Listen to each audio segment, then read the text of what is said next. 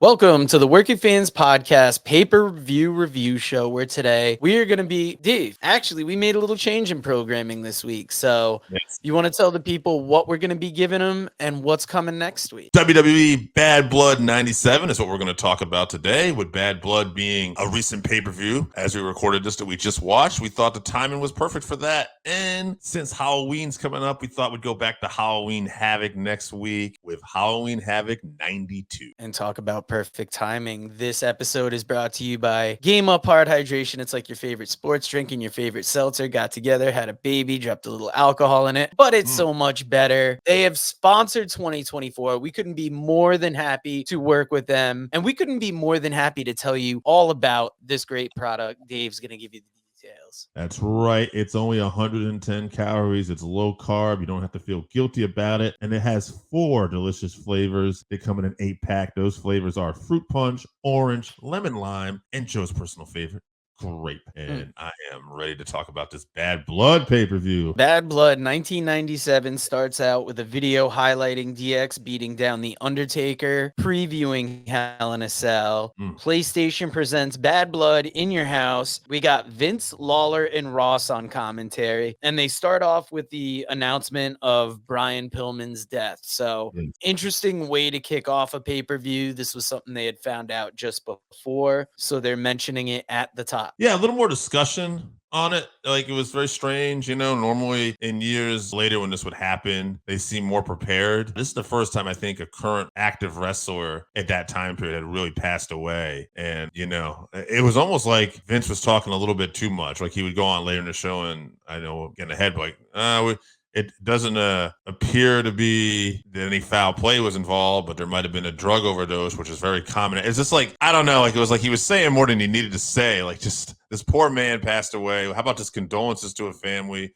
We'll have more information on this tomorrow if we, receive any word. Yeah, this was definitely something that they kept you updated about throughout the show. Very interesting match to start this off. You got D'Lo Brown, Kama the Fighting Machine, and The Rock as the Nation of Domination coming out to face the Legion of Doom. When I realized the match we were going to get, and we've said it through all these pay-per-view reviews, it's why it's interesting to go back and look at these wrestlers at different times in their careers. This was definitely The Rock. He hasn't quite found where he's going to be yet, but this is another big step in that process for him. Absolutely. Absolutely. And it was originally supposed to be Ken Shamrock too, but there was an injury here. So LOD decides to go it alone. They're going to take on these 3 men. And of course, Farouk put him out with a spine buster. Farouk, aka Ron Simmons, gets involved with the distraction. And this leads to Rock getting the pin. I believe it was The Rock who scored the pin here. Yeah, on Hawk. And I don't know, at the time, I think this felt like a pretty big win for the Nation because the LOD just didn't lose a lot of matches still. Yeah, there was a lot more selling than I'm used to from the LOD here. One thing, D'Lo bent down for a backdrop at one point during this match. Animal stops, and then when D'Lo picks his head up, just gets a boot to the face. This was a great hard-hitting match. Very good match to kick this pay-per-view off with. And they went from this match to Sonny and Doc on the Superstar line room. Around this time, you always had them throwing back to the Superstar hotline. Who's going to be back there? It was never anything I especially wanted to call, but it was definitely interesting to see them hyping it up throughout the show. I believe we had another talk about Brian Pillman here, and this is where Vince said we found how did he word it?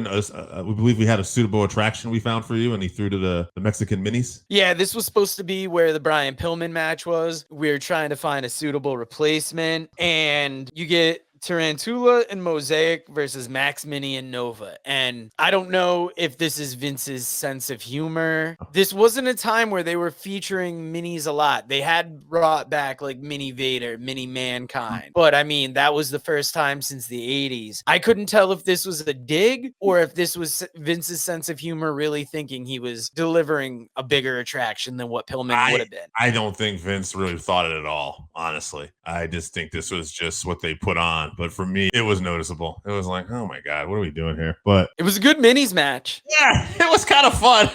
Not gonna lie. I really enjoyed the line that Jerry Lawler had Max Mini, and he says that little sawed-off run. I didn't like that little sawed-off run on my lap. He stole my crown. And Jim Ross replied, "You've had plenty of people on your lap, and I haven't heard you complain before." It was funny. I had that same line written down, but I had it written down as you had plenty of people in your lap. I've had a complaint about that. So he might have said, I haven't heard a complaint about that. But I love that we had the same Jim Ross line about something in Jerry Lawler's lap there. But like Jimmy Hart said, I don't know what I'm allowed to say or not to say. This was followed by a Stone Cold t-shirt commercial, which I thought was interesting. $25 shirt. So shirts haven't changed that much, but the prices they are off, or the sizes they are offering, are small to double XL. And it shows you what a change in wrestling fans there was, that I don't know if that would necessarily be the assortment now. And the attendance of this event was 21,151. Yeah, great attendance for this show. I mean, you're having the first ever Hell in a Cell match. And then we'll see later, we have a bunch of legends from the area too. This next match starts off with Sunny getting into the ring, and she introduces the match between the Godwins and the Headbangers for the WWF Tag Team Championship. It's interesting to see Mosh wearing an actual band shirt as opposed to like a shirt that they just made for them in the company. What did you think about this match? I thought it was interesting. This is probably the height of the Headbangers' career here. They had the tag titles. They were getting a big ovation, and it was something WWE decided to go with. And it was interesting to see the Godwins as heels here. Joe, I'm assuming you looked this up too. They were with Uncle Cletus. Do you know who Uncle Cletus was? I have no clue. Oh, let me help you out here. He was the former TL Hopper.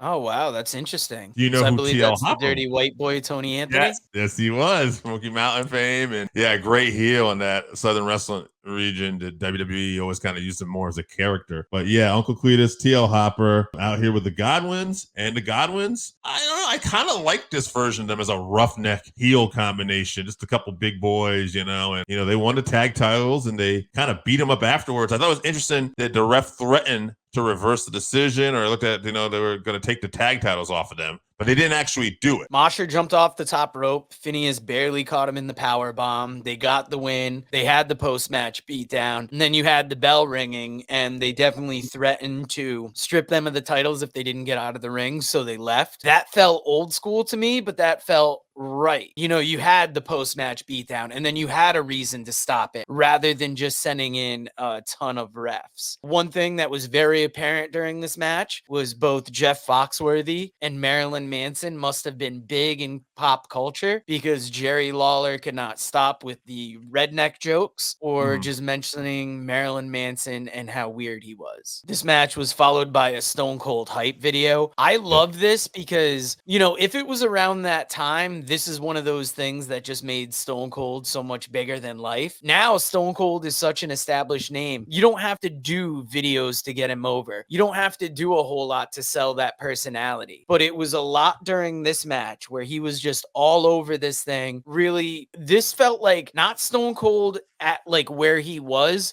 but he is just about to that finished product. Yeah, we also got to see Vince take that initial stunner doing the floppy fish. So that was always interesting to watch. Yes, now you have Michael Cole backstage with Owen Hart. Yes. And it was Cole is talking about Austin, and then Owen Hart interrupts. It's interesting to see Cole at this time because he just looks so young. And I thought sickly. He just looks so much different than what we remember. But this was the start of that. And Owen Hart really telling the company to keep Stone Cold away from him tonight. Now, where was this around that Owen Hart Stone Cold neck breaking thing? It was just a couple months before. So that SummerSlam was in August. That's where the power driver happened. This event was in October. So we're literally like 2 months earlier where Owen broke his neck, and Stone Cold was just constantly out there stunning people and causing havoc and raising hell, which was probably one of the best things in some ways that ever happened to him, because they just found creative ways for him to be on TV, and he just got more and more over as time went on. I also enjoyed the Owen 316 I Just Broke Your Neck t-shirt. That kind of gave me I Broke Wahoo's leg vibes. So I thought that was interesting. And that was at a time when that Stone Cold t-shirt, we'll talk about it later, was a big thing. It was getting to be a big thing. Now, the Absolutely. next segment up, Jim Ross is in the ring, Yeah. and I didn't know what to expect. And this was the most un-WWF thing for the time that I've ever seen, because it's funny. Like, I thought, okay, they're going to do a brief NWA thing, and then they Mhm. bring out Gene Kiniski, and it was always bring the guy out, do the video. So you had Gene Kiniski, Yep. Jack Briscoe, Dory Funk Jr., Harley Race, Terry Funk, and then you cap it off with Sam Muchnick and Lou Thez. And Yes. this had me wondering, was St. Louis one of those territories that worked with Vince during the takeover? I believe it was, because I think he sent people to the Sam Muchnick retirement show. Yeah. And why else would he feature so much NWA talent on this? It was wild to see, because knowing how Vince is, the NWA doesn't get a lot of shine, and this was NWA centric to the max. It was. I had forgotten about this. It was a nice little thing they did. It was a nice condensed little thing they did. You know, I mean, you could go on and on with these legends, like a Hall of Fame ceremony on this, but it was just bring them out, get an announcement, and get a response from the crowd. And the crowd loved all of them. And I mean, we're talking about some of the all-time great wrestlers of all time. Like, it was crazy to see on a night when we're going to see the first Hell in a Cell with Shawn Michaels and the Undertaker, and you got Bret Hart on here and Vader and some of the top performers. We literally had Terry Funk, Dory Funk, Jack Briscoe, Fez, Harley Race, you know, and Sam Muchnick, the promoter. Like, it was very awesome in a lot of ways. I really enjoyed this because it was so different than what we were used to. Yeah, did Lou Thez stay around for the Hell in the Cell match? What were his thoughts on that? That's what I got to know. I got a kick of Sam Muchnick ringside with Sonny. Yes, okay. Like, I hope that was one old man she didn't put in the hospital, but I bet he was like, all right, Sonny, let's do it. Let's shoot. It was one of the greatest segments, but you go from that to Doc Hendricks backstage with Farouk. Farouk's not worried about Stone Cold. And then we got Vince at the desk talking more about the death of Brian Pillman. I believe this is where the things about a drug overdose were mentioned. Like, when you're thinking wrestler death, what are the chances of foul play? And how is it you go to foul play with the Brian Pillman thing first and then talk about drugs? But then with Benoit, like, when that happens down the line, it's this tragic death rather than, like, you would have thought, like, maybe let's get the story before we start talking about what it could be. But I don't think Vince was thinking about it that deeply. He was just looking at a way to portray it, and I think wanted to give it a real feeling portrayal on this pay-per-view. He also was very quick to mention that drugs and painkillers and stuff are a problem in all sports and forms of entertainment. You can tell he wanted to get that out there too. Yeah, and that's almost why it felt like he brought it up, because, like, that might have been why this happened, but we are no different than anybody else. And it would be interesting lining this up to, you know, where the steroid trials were at that time, but where this show is at that time. Farouk versus Owen Hart in the finals for the WWF Intercontinental Championship tournament. They come out, and then Stone Cold comes out. I believe he's got the belt with him. He's on commentary. He's ringing the bell. Yeah. He's talking all sorts of trash. I would have loved this then. I really enjoyed it here. Yeah. And that's why, as I'm watching it, I'm kind of thinking in my head, where is this in that Stone Cold ascent? Because this just feels like peak Hellraiser, and just, you know, what made Stone Cold such an enjoyable figure in the WWF. Yeah, I mean, so 97, we're watching this. This is in October. That neck broke in August. I want to say he's back in the ring at the end in December, raising hell. And I want to say he's getting into it at the D-Generation in Your House pay-per-view with The Rock with the Intercontinental title, but then he kind of doesn't want the Intercontinental anymore. And then that leads to the January Rumble. And then it's going to be WrestleMania in 98 that year where he wins the championship from Shawn Michaels. So we're raging on here. This is definitely like towards the big build of the Austin era. So he talked that trash in the microphone and on commentary, but he made sure to go over into Spanish announce team and did it, and then he went over to the French announce team with Raymond Rougeau, which I thought was funny too. And they had plugged Survivor Series in Montreal was coming up, which of course will be the infamous Montreal screw job. So another fun fact about this pay-per-view, where literally this is the last pay-per-view before we get there. Things are about to change dramatically. And also interesting to note that Austin would end up actually helping Owen Hart win the Intercontinental title in this match. We believe because he wanted to be the one to take the title off of Owen. They didn't really get into that, but I believe that was the case. That was going to be my question. Jim Neidhart comes out. Stone Cold hits Farouk with the belt. Owen gets the pin, wins. Note I had, was this a good match overshadowed by Stone Cold, or did he make it good? I thought he made it more interesting. Just him going to the different announce tables was so entertaining and so fun that I thought he helped it. Yes, we had a little footage after this of the Hearts attacking Vader and the Patriot. Mhm. You know, they explained the flag match and how the rules for this change. And then we had Los Boricuas versus DOA. I did not expect this match. They made it sound like it was another add-on. Yeah. This was a really fun 8-man tag. It was. Los Boricuas, Savio Vega, Miguel Perez, Jose Estrada Jr., Jesus Castillo. They wrestled Skull and 8-Ball, also known as the Harris Brothers. And, of course, also in that group was Brian Adams, who was Crush, and Chains, who was, Brian Lee, which was the fake Undertaker, also known as. Oh, wow. I forgot everybody in this match, but it was great. You know, Tilt-A-Whirl backbreaker from Crush gets the pin. From there, we move on to Michael Cole backstage with Brett and Bulldog. And then possibly one of my matches of the show. I really enjoyed that 8-man tag match, but then going on to Brett and Bulldog versus the Patriot and Vader tag team flag match. This was amazing. I was thrown off because I was doing something else while watching it, and I hear Kurt Angle's music start, and I'm like, Kurt Angle's coming out? I totally forgot the Patriot used Kurt Angle's music. Yeah, as did I. Once I heard it, I'm like, oh, okay, I remember this now. Patriot, of course, who's passed away since, Del Wilkes, a former guest on the show. We had former one time guest of the show. Phone interviews. He had a career in Global Wrestling Federation. He also was the trooper in AWA. I think he was just a trooper. It was like a state trooper gimmick. And then, of course, like I don't know if I had to, he was in All Japan after this for a little bit, but some injuries and some trouble with painkillers and stuff too, I believe, at different times. But it was kind of cool to see him in WWF at this time, in this feud with Bret Hart, and seeing him team with Vader. It was a lot of fun, especially in a match like a flag match here. So this pay-per-view had a lot of interesting things on it, man. I mean, with Steve Austin hitting his pride, the celebration of NWA talent, the unfortunate passing of Brian Pillman, and then just seeing a rando team like the Patriot and Vader team up to take on Bulldog and Brett. Bulldog and Brett end up getting the win here, but this was a fun match. Yeah, Fan hits the ring on this, and a ref and Davey Boy Smith are the first to meet him there, and that was interesting to see. I don't know if Davey Boy is the first person you'd want to meet you in the ring if you're trying to hit the ring, but makes you wonder what they're even thinking. Yeah, you ain't. After this, we got a video. You got the Patriot, Vader, Bulldog, and Brett, and the ref. You pray to God it's just a ref. After this, you had a video previewing that Survivor Series coming up. They talked about it being gang rules, but gang rules is the last thing this Survivor Series is going to be known for going forward. That's followed by Doc Hendricks backstage with Shawn Michaels.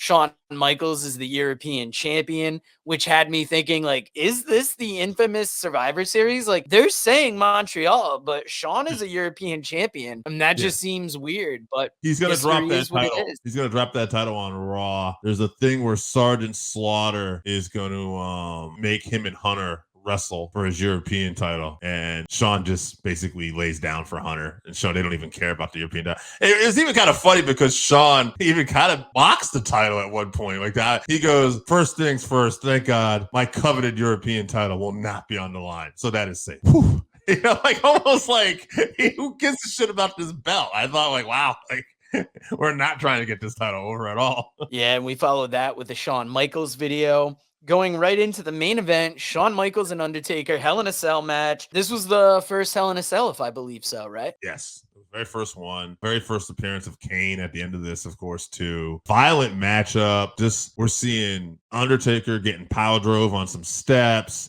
We're seeing the stairs get used here. We're seeing blood everywhere. In the end, Shawn, well, not in the end, but towards the end, Shawn had basically attacked the cameraman, which caused him to open the door. And Shawn tries to get the hell out of there.